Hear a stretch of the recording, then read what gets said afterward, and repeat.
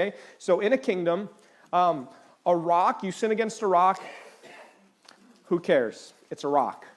Smash it, throw it, break it. Just don't throw it at somebody because then it'll be a different offense, right? Rock, no offense. Now, if there's an offense against an animal has a higher level in the world than a rock.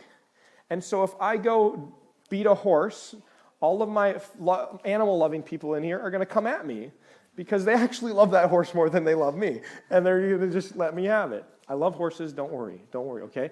But it's a higher level of offense because of the level of the position, okay? Now, in a kingdom, you create an offense against a peasant. Think old-time kingdom.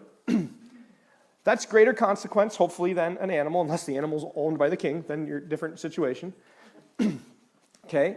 Level escalates the severity of the consequence, okay? Now, think about this. Maybe your offense is against one of the king's governors. Great offense. The level increases the level of offense. However, are you ready for this? You can appeal to the king. In the kingdom, you can appeal to the king. Now, if your offense is against the king, guess what? There's nobody to appeal to, right? You have to understand, it's not based on common opinion. So this is the stupidest example you'll hear in any sermon your whole life. But if in a kingdom, the king decrees, it is outrageous and offensive to him. If you butter your bread from left to right, you can only do it from right to left or off with your head. Okay? If the king does that, we live in a culture that says if enough people think it's stupid, then it's stupid. In a kingdom, you do not have the right. Your opinion does not decide the level of offense or the right or wrong of the situation. In a democratic republic, we can do that. In a kingdom, you can't. It's the king, it's the level of the position who created the rule that determines the level of the offense. Is this making sense? I know we're getting really technical. Okay? But this is why it's so hard for us to embrace a proper doctrine of destruction. We think it's stupid that God would do such a thing to quote-unquote good people.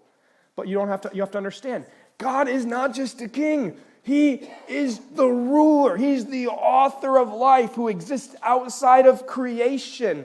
He literally holds the entire universe together by his will and sustains it. And he'll make a new heaven and a new earth. He's the King of kings. He's the Lord of lords. And because of the level of his position, any offense against him is worthy of eternal destruction because of the level of his position and not because of our ever-changing societal opinions. Does that make sense?